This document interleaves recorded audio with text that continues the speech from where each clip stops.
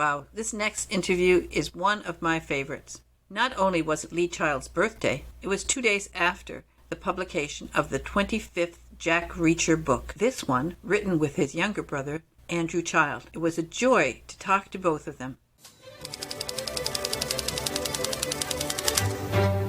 Hi, this is Patsy with a Z. Welcome to Joy on Paper, a program for writers and those who dream of writing, and for everyone who wants to know the story behind the book. Oh boy, what a day. This is so exciting. I have two fantastic guests on. Hello, are you on, Lee? I'm here. Hi, Patsy. And Drew. Oh, wow. It's like having four guests in one, because I have Lee Child, then I have Andrew Child, and I have Andrew Grant, and then I have Drew, which is how all of my listeners know you, Drew, because you and Tasha so kindly hosted the program during this pandemic-y time, and my listeners know you very well. My listeners know all about you, Drew. They've heard, well, not just having so much fun, when you hosted the program for me, but I talk about you often. And so they have sort of a guessing game going on. As I told you last time, they always come up with good questions, and I've got some more questions. But both of you, it is so exciting to have you on for this sort of momentous occasion. I didn't want you on Pub Day, but for me, Pub Day, when I lived in England, was like every day. But Different kind of pub though, Patsy, eh? Oh, yeah. Well, Drew knows that I bought a 400-year-old cottage when I was 21 years old in England. And we had in that town, Sonning, just outside of Henley, and there was a sweet shop, a butcher, and 3 pubs, which is the right mix, It was wonderful. Where do I start with you? I'll call you Lee, although in my mind you're always Jim to me. I want to say something. It's so funny. I have literally trod in your footsteps. I spent an entire week in Manchester once doing research at the Chetham Library. And so I was walking back and forth throughout the town, and of course that's where Granada was. So, whoa, that was quite a time. When was that, Patsy? That was back in you would have been there. I think it was 79. Oh yeah, yeah. I was there in 79. We might have passed each other on the street. Well, if I had seen you, I'd probably tall guy there. Does anyone ever ask you how is the weather up there? Yeah, no, not anymore. My dad used to complain about that all the time because he was a tall guy too, and that was a thing in his generation. But usually, if people say stupid things to me, I either give them a bad look or just give them a smack, and then they don't say it anymore. Well, I think it's lovely. But I was there. Of course, the library is amazing. And I was doing research there, and I had a wonderful time. But, of course, I've also spent some time in Birmingham. I actually had a store in Birmingham once. And so I was wondering if you guys wanted to do this whole interview in Brummie. Well, we could if you want. I can still do the voice, but, it's... and when we go to the football, we go and see the Villa, and you hear it all the time there. I love the accent. I think it's, now you're not exactly posh, but, you've lost most of it, I think. Well, that's the accent of the sound of pollution. That's what it was, Birmingham, when it was a huge industrial city, and it stayed industrial for much longer than a lot of others. And the air was so bad. Everybody had these gigantic adenoids, and you had to sound like that. Well, I want to play a song for you, Lee. Just a little bit of a song.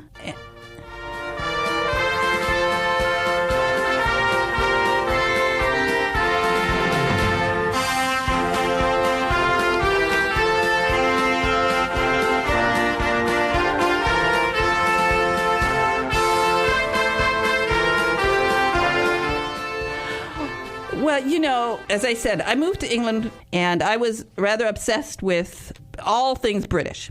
I read Jane Austen all the time, and that's why when I was 21 years old, I went to England. I bought a house not far from where she was born. And one of the things as a child, I had so wanted to go to Eton. I don't know. I had it in my mind that I'd cut my hair and somehow I would get to Eton and and get a proper education. So I was really shocked to discover that King Edward VI School, where you went, rates way above Eton.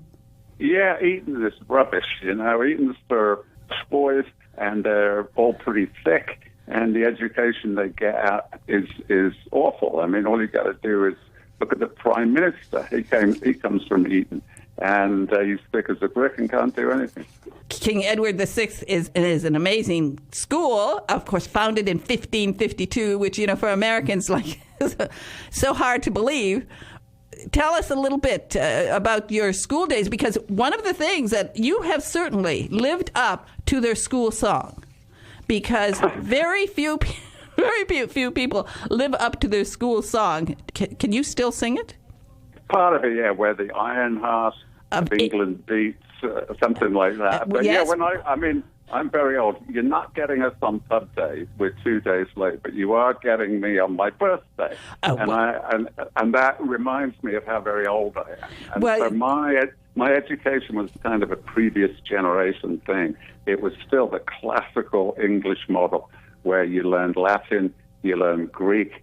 Anything in terms of history, anything after the year 1485 was considered kind of dangerously modern, not quite settled yet, practically journalism. And so that it was super, super classical, which was useless mostly, but actually, a lot of fun, and it gives you a tremendous grounding in a lot of philosophy and a lot of language. We know where words come from and all that kind of thing. So overall, my elementary school was the thing that really taught me what I needed to know, reading, writing, and arithmetic. And if I'd left school when I was 10, I would have been fine. I would have gotten through life perfectly well. The rest of it was just icing on the cake. But you're right. I mean, the age of that school, but you ought to ask Andrew about the age of his school. But the age of my school is impressive to Americans. I was once accosted by a very snobby woman whose grandson had just gotten into one of those New England academies. And she was all very, very impressed by it. And she asked me, where did I go to school, thinking it would be some, public school, CS6 in the Bronx or something like that. And I said, ma'am, the school I went to is 224 years older than the United States. And that shut her up. It does. It's so funny. And when I was looking at your school song, it says, where the iron heart of England throbs beneath its somber robe, stands a school whose sons have made her great and famous round the globe. Well, you have lived up to that for sure. And it goes on to say, these have plucked the boys of battle, those have won the scholar's crown, old Edwardians, young Edwardians, forward for the school's renown. And what do you yell at the end of that? I have no recollection. I probably was... Fame. It is fame. I was probably smoking behind the bicycle shed. Well, at the end of that line, you're supposed to sing some of fame. And I thought, well, if anybody has lived, you are like around the globe. You are so famous. And of course, my goodness gracious, the new book. Oh, we have to mention that you have a new book out. That's why you're on the program, I guess. But I'd have you on the program all the time. I don't care if you have a new book. It's called The Sentinel, and it is the 25th book of the Jack Reacher series, and the first one that first for Drew, and a number one bestseller, of course. I think it was number one bestseller, months ago. So it's a thrilling time to be talking to you on your birthday, and when you've had this wonderful accomplishment, you're passing the baton. It's amazing, isn't it? It is. I mean, 25 books is fantastic. If back at the beginning somebody had said to me, this is going to carry on for 25 books and then even more than that, I would have thought they're crazy. You know what show business is like. You cannot predict anything. You can't be sure of any kind of success. It is all a gamble. And to come out on top is amazing. Statistically, it's very unlikely. But fortunately, it happened, and here we are. And here we are. At a very significant point, And instead of retiring from Granada television and going on national health, here you are, living in Wyoming and famous around the globe. It is pretty amazing when you think about it. It is. It's wonderful. I have to say to Drew, Drew, as I said, my listeners know about you because I talk about you and Tasha all the time. And I haven't had very many people come to my house during this pandemic-y time, but I have a young girl who's coming, and she's helping me sort the books. And because I have like 3,500 of them. So she's helping me organize them. I had up the cover of your school magazine, St. Albans, and there you are on the cover of Versa. And so she doesn't know anything really about me except she sees that I have a lot of books about kings and queens and royalty. And she sort of walks past that cover, and she said, "Which king is that?" Well, I like how she thinks. You've got to keep her on, definitely. Exactly, because that is a beautiful cover. It was. It was amazing to see that. You were saying about Lee with his, what's happened since leaving school for him. And, when I was at school, somebody had said to me one day, you'd be on the front of that magazine. I would have just thought they were smoking crack. I would have thought it was the most ridiculous thing I'd ever heard of. So for it to happen was pretty incredible. Although it's right up there with when I got mentioned in the match day program at Aston Villa. You were talking about when we go back to Birmingham, and one time I think a good friend of mine from the Chicago Lions pulled some strings and got them to put a little feature in the program. And again, that's the sort of thing. As a little kid going to the Villa, somebody had said one day you'll be in the program. I'd have said, no, you are completely insane. That will never happen. And that it turned out so beautifully. I mean, you really do look like a king. And after that, I had to look at it, and I had said, yeah, he does look. The photographer did an amazing job. She did, and I mean that's not the newest of pictures, I have to confess. And the photographer was fantastic. She's in Brooklyn. She's called Carrie Schechter, and she did have to take something in the region of like 25,000 photographs to get one that came out, even remotely palatable. But she did an amazing job to get anything that we could use, because I hate having my photo taken. But she did a great job, and it's been amazing to see where that picture has showed up over the years. It's better than a cover on Time magazine. It is. It's fantastic. Which reminds me, Lee, have you been on the cover of Time magazine yet? Time? No, I haven't been. I mean, I could make a fake one like the president, but I haven't actually been on the real one. I've been on a few others, but and I think I've probably missed my chance now, because I'm stepping back. It will be Andrew who's on Time magazine, probably next year or the year after. Well, I think you would be a good choice for them, because it could be, now that we're going to have the streaming video of the Jack Reacher saga. So this is maybe the right time for you now, because this is taking you back into this lovely world of television. It is fun to work in television. It really is. I mean, this is what people don't know who don't do that. The people who work in television and in movies, they are crazy, but in a good way. All they want to do is make a better show, tell a better story, and they will do what it takes to get there. And to be around people like that is very inspiring. You don't have to explain yourself. You don't have to push them or cajole. They want to do it anyway. So it is a great process. Of course, we are delayed because of the pandemic. We're not able to start shooting when we wanted to. That is put off for a few months, but it's going to happen, and it's looking really, really good. Screenplays are fantastic. The casting is great.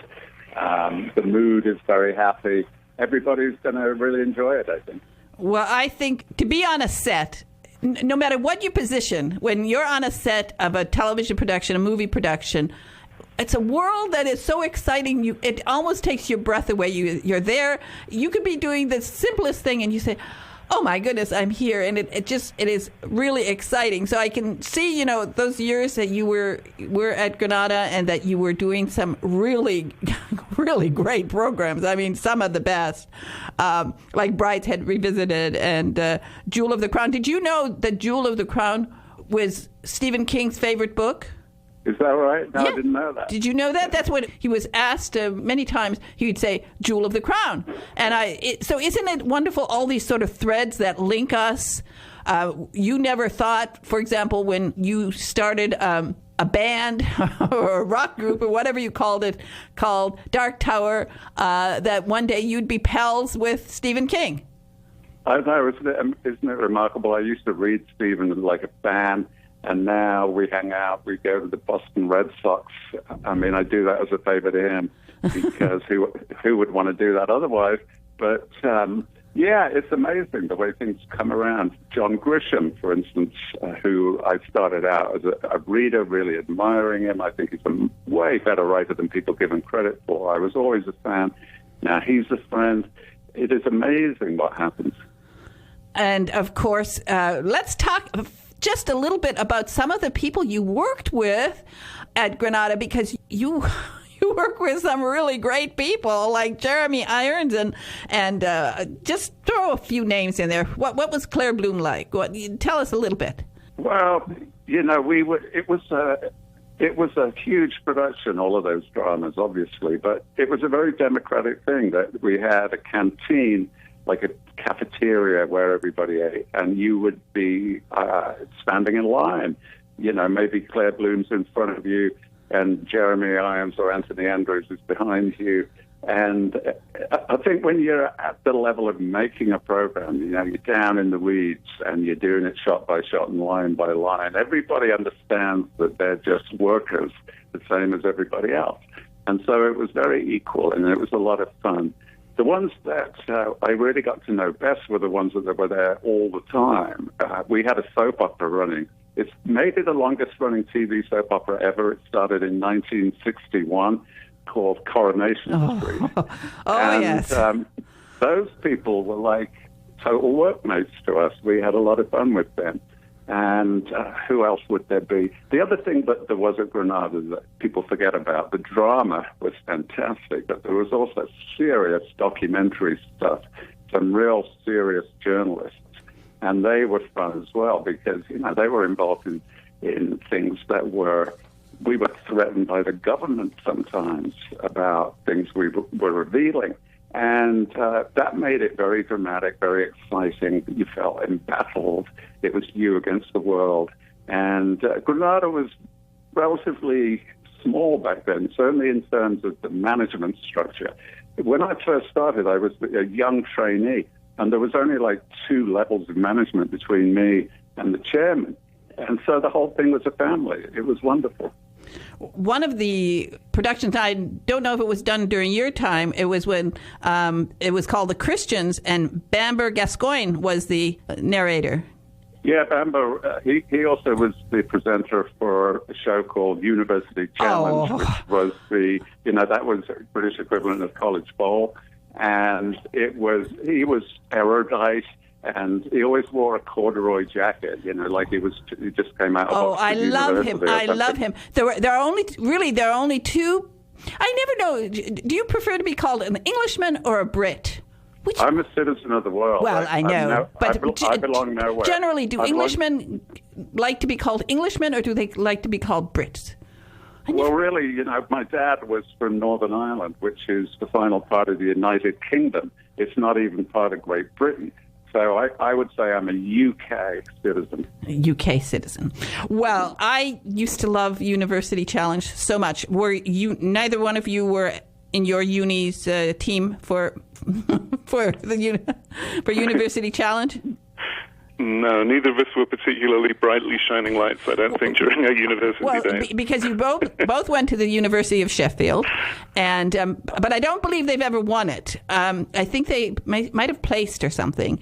But I don't know. I used to watch. Our problem was that it was shot during the day, And that made it impossible for us because we were asleep all day and up all night. So we missed it. But what they do just before Christmas every year, they do a kind of alumni tournament, or celebrity. Anybody who's graduated and become famous is invited to go back and compete.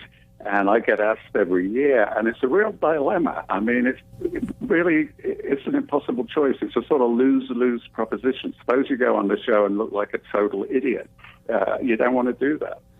But Bamber Gascoigne managed to make everybody. He didn't make fun of them when they didn't answer the question right. And as an American, of course, for me, it was a real challenge because of so many of the things that I had no idea what he was talking about. But I did love every once in a while that I would get something right. And I remember one time one of the questions was he asked something about where Ovid was born, and I knew it because I had studied Latin in high school. I was never as proficient as I'm sure you were, Lee, because you studied it at a younger age, which there's no reason.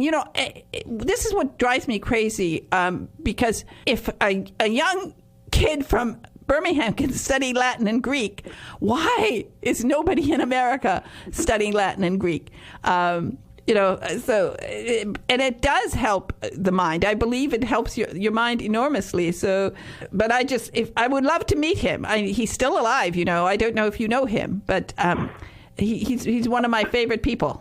I haven't talked to him for years, but obviously I knew him when he was there, and he was a very sweet guy. And you're quite right that he would ask these questions that were virtually impossible to answer, and one of the students would get it wrong, and he would look at them with that sympathetic look as if to say, how could you not know that? Yeah, but he did make them feel really, really... He didn't.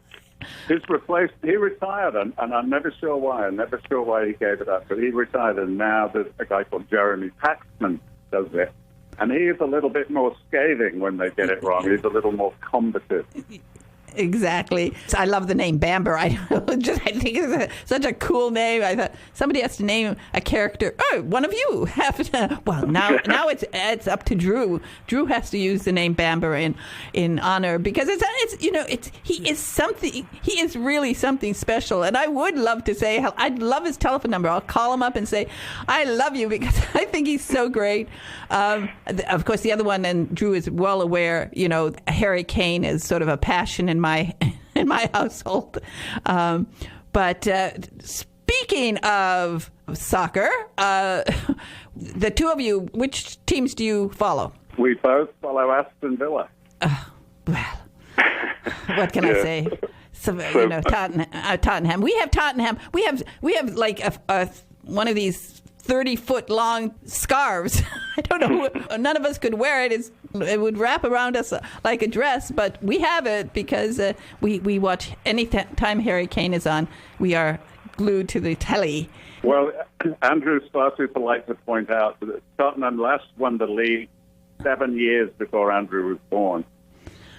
Well, we live in hope. It's sort of like I do with the Detroit Tigers. They are not going to win. But every year, I just get this hope. I thought maybe because of the pandemic and nobody's playing very much, I thought maybe everybody else would be eliminated, and at the end the Tigers would. But you know what they say with sports, though? It's the hope that kills you, so you've got to be careful with that. But with the pandemic, it's been really interesting. I used to have lots of discussions with my father-in-law about this concept of home field advantage, because he was a very data-driven person, and you would always hear about how it was an advantage to play at home, and, he wanted proof. So, the pandemic right now, all of the main soccer leagues in Europe are playing without spectators in the stadia at the moment. And I forget the number, but there has been an amazing reduction in the number of times that the home team wins. The number of away victories has gone up enormously. And, I think that's a fascinating side product of the pandemic, causing teams to play without the fans there. Well, I always ask my listeners if they have questions. And, my listeners, many of my listeners, of course, are mystery writers and writers in general, because I encourage writers. And one of them, and sometimes they're very good at research. And so one of them wants to know, and this is for you, Drew. Mm-hmm. Did you perform nude in one of the Edinburgh festivals that you produced? Well, that is a fantastic question. I've never been asked anything like that before.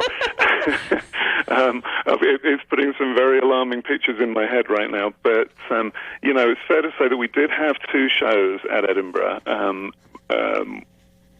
And I didn't even set foot on stage. I was the producer and the person who kind of made all the organization, and the one who upset everybody by insisting that they showed up on time and stuff like that. But no nudity from me. Okay. You'll be pleased to hear. Okay. Well, I don't know. I think maybe she was trying to Google a photo of you participating in that festival, because that was one of the things that you did after you finished uni, and you became I don't know, you produced things. And did you work in London or just Edinburgh? What did you do in theatre? We were based in Sheffield, where we'd been to university, and so we did a lot of shows in the Sheffield and Yorkshire area. But we also toured the UK a couple of times, and we did 2 shows at the Edinburgh Festival. And the thing I remember most clearly from that was that one of the shows we did was very physical. There was lots of people being flung on the ground and leaping on the ground and rolling about on the ground. So the stage set, primarily, it was we had lots of the special foam material that we laid down on the stage and then covered it with a kind of tarpaulin that was all painted in a special way. And, they were very safety conscious anywhere where there's a public performance. So we had to have all kinds of certificates showing that we had the correct kind of foam that wouldn't burn and all of this. And on the day before our first performance, we'd taken all of our stuff up to Edinburgh, and we had the venue had a room that everybody could use for storing their stuff. And the fire department decided to do a random inspection, so they showed up. And I thought, well, this is no problem. I've got all the certificates, So I start pulling out all this paperwork, and this enormous Scottish fire chief just sneers at this paperwork as if it's the most ridiculous thing he's ever seen in his life. He pulls out a Zippo lighter and proceeds to try to light my stage set on fire, because that's his proof of whether it's actually flammable or not. He doesn't care what it says on a piece of paper. So I remember standing there with my heart in my mouth and this guy trying to light all my equipment on fire. But fortunately it didn't burn, so we were all good. But that's one of my abiding memories. The other one was we finished our performance one night, and the crew and the cast, if there was a problem, if anything was broken or not working properly, they were supposed to tell me so I could fix it. And one guy had broken this long wooden stave that we needed in like a kind of fight scene, only he hadn't told me about it until like 10 minutes before the show. It finally dawned on him that maybe we might need to replace it. So he told me. So I actually I had 10 minutes to get another long piece of wood. So I climbed over a fence into a construction site next to the venue and stole a piece of wood off this construction project and took that back, and that's what we used for the rest of the show. Well, that's a producer for you. You overcome things, that's for sure. Lee, there's something really funny. As I was talking about the threads that connect us all in so many ways, and since I started this program, there have been so many magical threads that have connected me to the authors and the people who I have spoken to. And some of them are silver, and of course you guys are golden threads. One of them is that I started Joy on Paper on March 17th, St. Patrick's Day in 2015. Uh-huh. And you started Jack Reacher on St. Patrick's Day. That was the very first publication, yes. St. Patrick's Day, 1997. That was when Killing Floor came out. And I wish I'd paid more attention to it, really, because, when you're into your next book at that point and thinking about the future, and I I should have just chilled that day and enjoyed it more. I kind of have very little recollection of it, and I wish I'd paid more attention.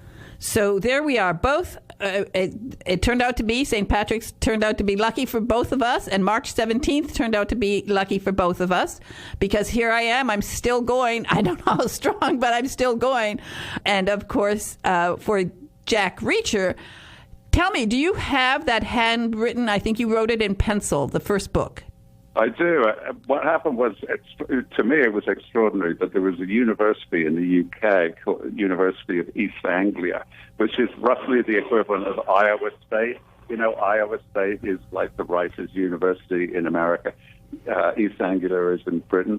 And they asked, would I donate all my archives, you know, all those old manuscripts and so on. So now it's actually in a kind of museum in Norwich in England. And, of course, that's The Killing Floor, your very first one. Yeah. Mm-hmm. And when you look back on it, when you sat down and wrote it, how much did that first page change? I made one false start, and you can see it. There's a short sort of 4-line paragraph at the beginning that is crossed out because I wasn't happy with it. Then I launched into it in a different way, and that never changed. And since then, I have never changed an opening, because I think that the first line, the first paragraph, it's so pure. It's the first line is unique in a book. It's the only line that does not follow another line. So it can be anything. And I feel like the genuine, authentic first paragraph, as you first wrote it, is always the best. So I have never changed an opening since that very first book. Well, my favorite, I love so many of your openings, but my favorite, I think, still is the opening of The Persuader. And that, I love that opening. It starts, the cop climbed out of his car exactly 4 minutes before he got shot. And I remember, because I started shouting, sit back down, close the door. And so when you're already in the first line, I mean, it was, and I read it again. I said, the cop climbed out of his car exactly 4 minutes before he got shot. And I remember I took a deep breath, and I wanted him to sit back in the car, close the window, drive away, and get out. You really grabbed the reader with that one. That was a risky opening, though, because it's, as you said, it's about a cop getting shot, and it's Reacher that shoots the cop. And eventually you figure out, it's an elaborate deception, it's a scam. But you don't know that for about 30 pages. I know. And so you've got Reacher shooting a cop and doing these terrible things. And if you make it through 30 pages, you think, oh, okay, yeah, right, I see. But it gives a terrible impression of Reacher for the first bit. And it was a risk. It was a high wire. It was going to be a great reveal at the end of the chapter, but people are going to thoroughly disapprove of him all the way through.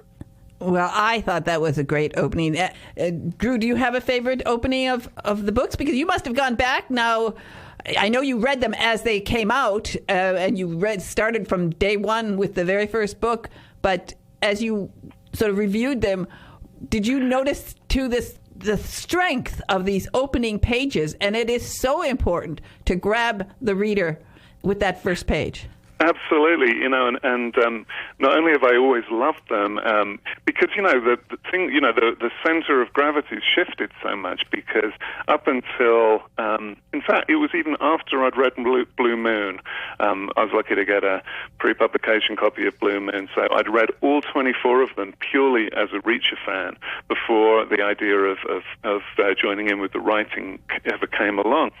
So I was always aware of how fantastic the opening lines were, and then, of course, when I had to come up with one, it made the stakes a little bit higher. But I think one of my favorites, I would go with the beginning of Make Me, which Make Me starts with, moving a guy as big as Kiva wasn't easy. I just thought, immediately, you want to know more. Who's Kiva? Why wasn't it easy? It's just it just grabs you and pulls you in, and then it never lets go until you get to the very end. So, yeah, the opening line is an amazingly important thing. I remember writing that, actually, and it just seemed like a good line, and I had no idea the questions that Andrew just asked, I had no idea what the answers were. Who is Kiva? I don't know. Why is moving him hard? I don't know. But it just sounded like a great line, and then you build the story on top of that. And that's exactly how you write. I mean, you don't plan a lot. You let the story take you away. Yeah, I don't plan at all. I just wait and see what happens. Like real life, none of us knows what's going to happen, and so you just go with the flow and see what turns up.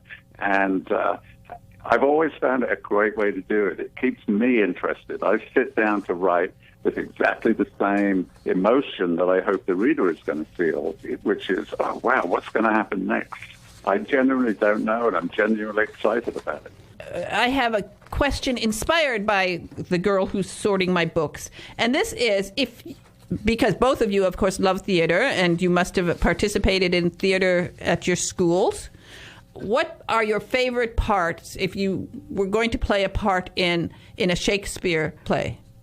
Oh, wow. If I was being egotistical, I would say I want to be Prospero out of The Tempest. The boss pulling all the strings with all these sprites and spirits under his command. I would love that. And Drew? Not Romeo? So I would, if I was going to pick one, I would actually say Henry V, and not because of the battlefield scenes or the once more into the breach or anything like that. The thing that really grabbed me in that play was remember they call it the Southampton plot. You've got these guys that are secretly working for the French who are kind of secret agents trying to infiltrate Henry's operation, and they are due to become commissioned officers. So there's a ceremony where the king hands people their royal warrants, and so he hands out the warrants to all of these people who are going to be commissioned, only he actually knows who the traitors are. So when they open theirs, they're not commissions at all, they're death warrants. And I just love that scene, because it's classic drama, because you're led to believe that the king is in terrible peril because these traitors are about to ascend to this position of power. And so you're terrified for the king, you're rooting for him, you're thinking, no, this is awful.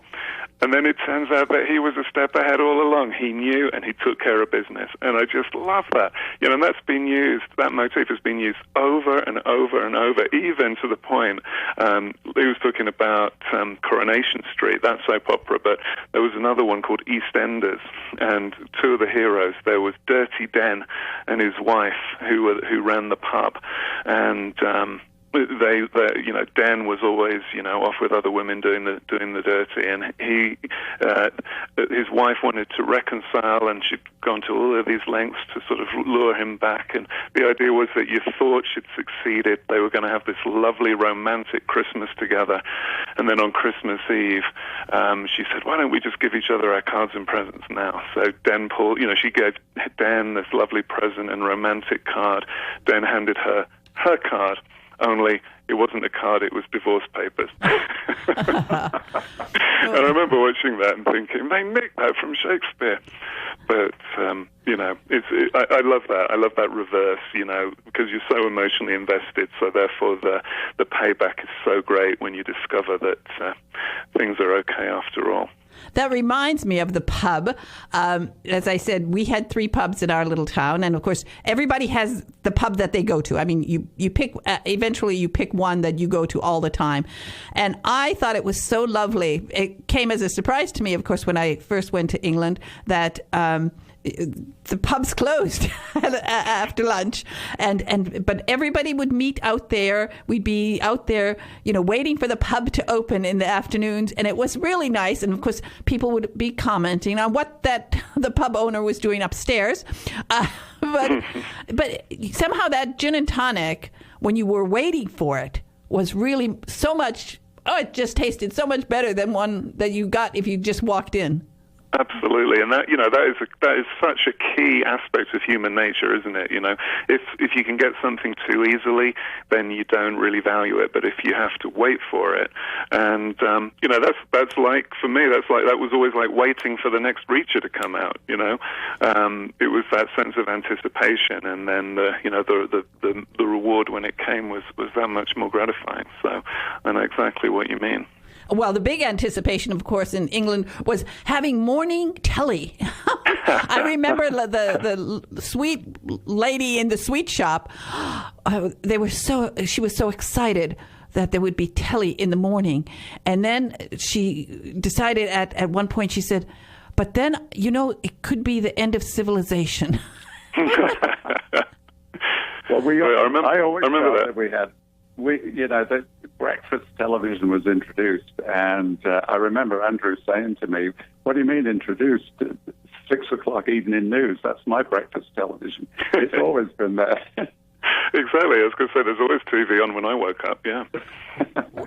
For an American, the idea of not having morning television, because we always had morning television, it was so funny. I thought it was so quaint.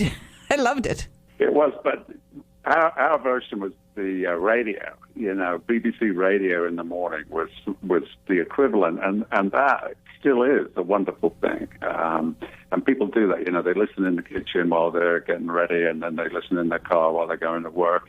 And that filled the spot for me. Breakfast television itself, the sofa format is nice, but it doesn't tell you much. I'm still a fan of the radio for that. I agree. Which reminds me, you were on BBC the other day. Which one of you? We were, yeah. Both of us were, and because we're out west on mountain time, breakfast time in Britain was 2 a.m. for us, so we were up late, and I don't know what we looked like. I mean, it must have looked like we had a rough night or something, because it wasn't actually morning for us, it was late evening. And they didn't do any brummy jokes on you? No, they didn't. What they did, the BBC is so thorough that they did a research call and beforehand, and they said, do you mind if we ask you silly questions like which one of you is better looking, which one of you is smarter, and all of that. But they actually didn't do that, because they never do. Whatever they say on their research call, you can be sure they're not going to do in the show. It's a weird thing. I don't know why it works like that. Well, I'm going to play a little game here. I'm going to say two names, and I want you each to tell me which one you prefer. And this is sort of a personality test. Okay, if two names: Tolstoy, Dostoevsky. If you are stuck in a apartment for a week where you can only have a choice because of the pandemic, which one? Tolstoy, Dostoevsky? I'm going to vote for Dostoevsky. I mean, much as I love Tolstoy, I think the edge and the hardness and the intrigue in Dostoevsky is much closer to my heart than, Tolstoy's fabulous, huge, sweeping sagas and all of that, but you need the focus, I think, of Dostoevsky. Drew? Yeah, I would go with that as well. A few years ago, when Tasha was writing a book set in St. Petersburg, we went to visit, and the one in Russia, not the one in Florida. And one of the things we did was we went to Dostoevsky's apartment, because it's been turned into a museum. And there were two fantastic things we saw. One of them was, you were asking Lee about the original manuscript for Killing Floor, with the crossed out first paragraph. Well, you would not believe the state of the first manuscript. It might not even have been the first one. It might have been maybe the third or fourth one for Crime and Punishment. It was covered in crossings out and scribblings in the margin. It was unbelievable. But the other thing, while we were there, we thought, because you're always looking for similarities with other writers, and what we discovered was that Dostoevsky, when he wrote, he couldn't really get his act together very much until quite late in the day, so he would stay up really late at night writing, that he smoked constantly, and that he was obsessed with really beautiful paper. So what we realized was that's actually an amalgamation of Tasha, me, and Lee. Okay, here's a good one. P.J. Wodehouse or James Joyce? Yeah, no, honestly, I'm going to say neither. I can't. I mean, James Joyce is just incomprehensible to me. Like every other human on the planet, I've tried to get some meaning out of Ulysses and failed. And Woodhouse to me is too silly, too trivial, too English in a way that is dated and was fundamentally flawed to start with. So I'm going to reject both of them. Oh, well, so you're going to sit in this penthouse with no books. Okay. Yeah, I mean, I think that's the way, because, my initial reaction was, well, I can't go with Joyce because I don't understand it. But then, Woodhouse is a dodgy one to bring in as an alternative. But I did hear a great story about Joyce once. He was, because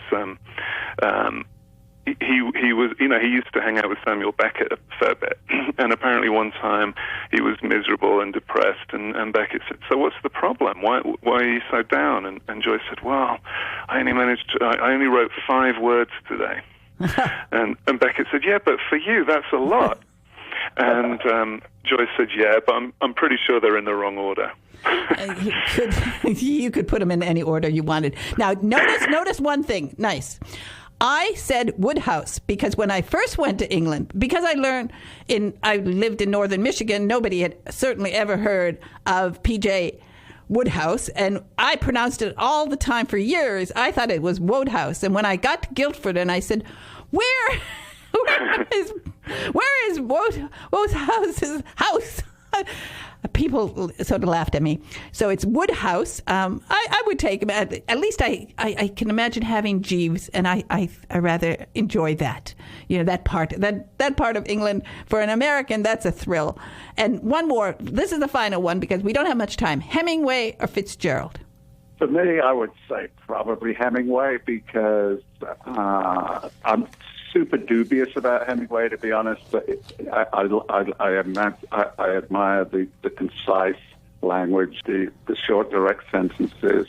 I see a lot of virtue in him, as well as a lot of silliness in him. That whole macho thing, constantly wrestling with giant fish and all of that. If I want to fish, I go to the shop. Why do all the work yourself? And if you want macho, you have Jack Reachers, and soon to be a streaming video. And what about you, Drew?